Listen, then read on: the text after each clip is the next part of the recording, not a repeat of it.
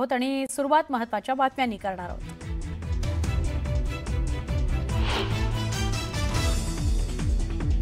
राज्यातील नगर परिषदा आणि नगरपंचायतींच्या निवडणुकीकरता अर्ज भरण्यासाठी आजपासून सुरुवात। येत्या 17 तारखेपर्यंत नामनिर्देशन पत्र दाखल करण्याची अंतिम मुदत। काही वर्षांपूर्वी माझ्यावर आरोप झाले, मात्र 15 वर्ष झाले तरी अद्याप काहीही समोर आलं नाही। पार्थ पवारांवरील आरोपांवरून अजित पवारांचा विरोधकांना टोला।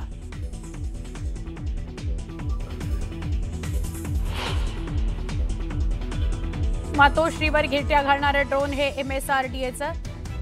एमएमआरडीएचं पॉटॅक्सी प्रकल्पाच्या सर्वेक्षणाकरता ड्रोनचा वापर। एमएमआरडीएचं स्पष्टीकरण। तर सर्वेक्षणाची कल्पना रहिवाशांना का दिली नाही, आदित्य ठाकरेंचा सवाल।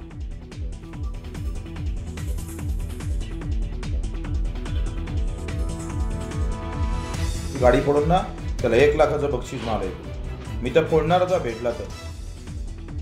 राधाकृष्ण विखे पाटलांची गाडी फोडेल त्याला 1 लाख रुपयाचं बक्षीस। प्रहारच्या बच्चू कडूंची घोषणा।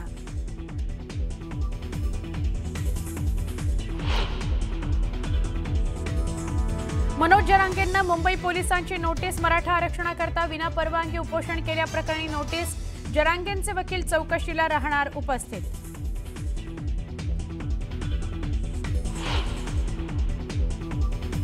बिहार निवडणुकीसाठी दुसऱ्या टप्प्याकरता प्रचार थंडावला। उद्या 122 जागांसाठी मतदान। पोलिसांकडून शेवटच्या टप्प्याकरता कडेकोट सुरक्षा।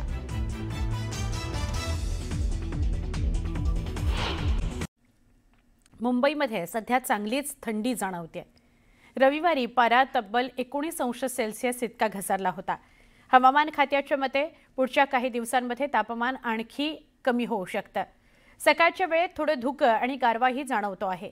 उत्तरेकडून येणाऱ्या थंड वाऱ्यांमुळे शहराचं तापमान कमी झालं आहे आणि नोव्हेंबर महिन्यामध्ये अशी थंडी काही वर्षांनंतर जाणवते आहे।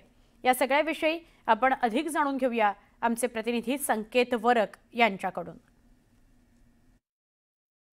मुंबईत सध्या तापमान घसरलंय, हवेत गारवा जाणवतोय आणि कुठेतरी आता हिवाळ्याची चाहूल लागली आहे। मी सध्या मुंबईच्या दादर भागातील शिवाजी पार्क मैदानात आणि माझ्या आजूबाजूला तुम्ही थोडंफार पाहू शकता। तुम्हाला थोड्याफार प्रमाणात सध्या तरी धुकं दिसत असेल। काल म्हणजे रविवारी या मुंबईत किंवा या भागामध्ये एकंदरीत तापमान जर आपण पाहिलं तर ते 19 अंश सेल्सिअस इतकं घसरलं होतं आणि ते यंदाच्या मोसमातील सर्वात कमी तापमान होतं। आपण जर पाहिलं तर यंदाच्या मोसम म्हणजे पावसाळा जर आपण पाहिला तर पावसाळा 4 महिन्यांपेक्षा जास्त लांबला। म्हणजे जूनमध्ये सुरू झालेला पाऊस हा कुठेतरी ऑक्टोबर म्हणजे दिवाळी आणि दिवाळीच्या नंतर किंबहुना नोव्हेंबरच्या पहिल्या आठवड्यामध्ये सुद्धा पाऊस पडताना आपल्याला पाहायला मिळाला। त्यामुळे मुंबईकरांच्या रोजच्या जीवनातून ऑक्टोबरची जी हीट होती ती कुठेतरी डिलीट होताना आपल्याला पाहायला मिळाली। आणि दुसरीकडे जर आपण पाहिलं तर हिमालयात बर्फवृष्टी झाली आहे, हिमवृष्टी झाली आहे आणि तिथून येणारे जे शीतवारे आहेत, उत्तर भारतातून दक्षिण भारताकडे येणारे जे शीतवारे आहेत, शीतवारे म्हणजे कोल्ड वेव्स, त्या कोल्ड वेव्समुळे त्या शीतवाऱ्यांमुळे मुंबई आणि महाराष्ट्रातल्या काही भागांमध्ये हे तापमान हे घसरलेले आहे। त्यामुळे एक मात्र नक्की म्हणायला लागेल आपल्याला की यंदाच्या हिवाळ्याची सुरुवात जी आहे ती दमदार झाली आहे। व्हिडिओ जर्नलिस्ट गणेश कदमसह मी संकेत वरक, न्यूज 18 लोकमत, मुंबई। आता बातमी छत्तीस जिल्ह्यांची।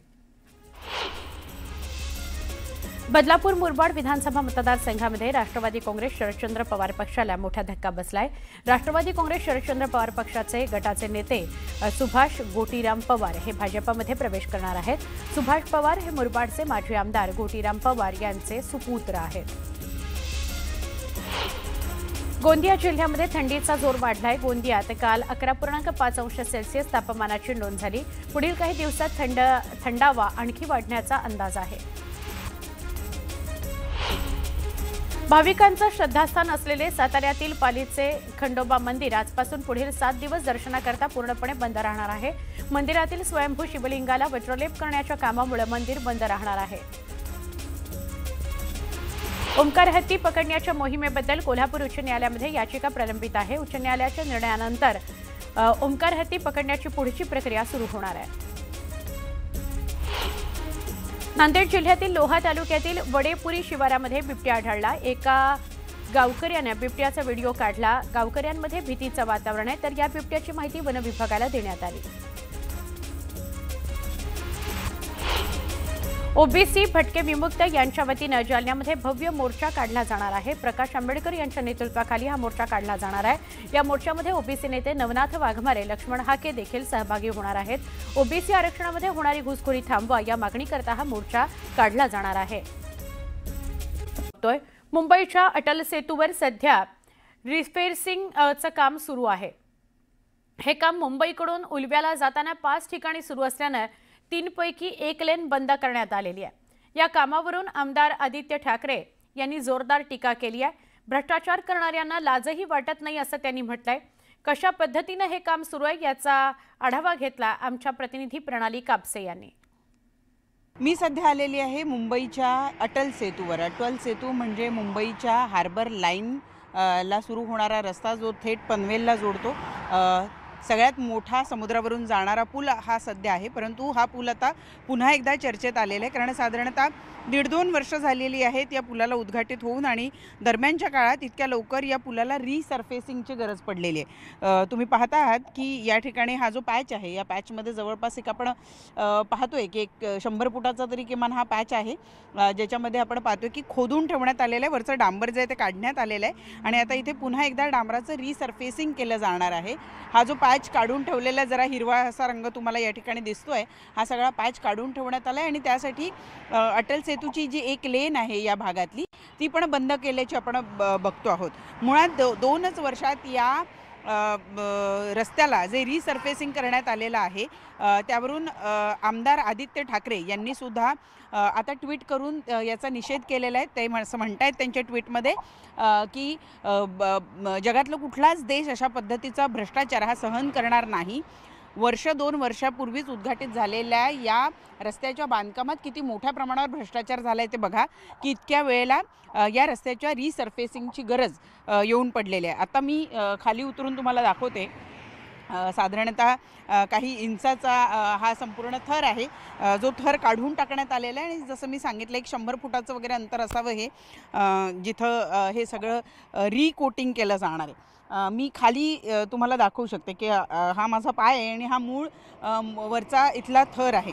तर आत्ता सध्या हे एवढं काढून टाकण्यात आलेलं आहे आणि या संपूर्ण ठिकाणी रिसर्फेसिंग केलं जाणार आहे। तर हे रिसर्फेसिंग करण्यामागचं कारण स्वतः MMRD यानं सांगितलं आहे, नागरिकांना, प्रवाशांना आल्हाददायक प्रवासाचा आनंद मिळावा, कुठल्याही पद्धतीचा खाचखळगा त्यांना जाणवू नये, यासाठी या एवढ्या भागाचं रिसर्फेसिंग केलं जाणार आहे। रिसर्फेसिंग का करावं लागलं या प्रश्नाचं उत्तर मात्र आता MMRD प्रशासनाला द्यावं लागणार आहे। व्हिडिओ जर्नलिस्ट सचिन कुबडेसह प्रणाली कापसे, न्यूज 18 लोकमत, मुंबई। अजित पवारांना एक चिठी आली आणि त्यातला मजकूर त्यांनी भर सभेत वाचून दाखवताच एकच हशा पेकला। मी आता जास्त वेळ आपला घेत नाही, परंतु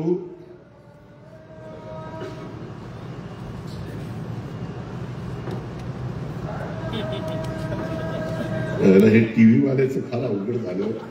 मला ती आता चिठ्ठी आली, टीव्हीवर कार्यक्रम लाईव्ह सुरू आहे, पेटाचा तुरा खोचा।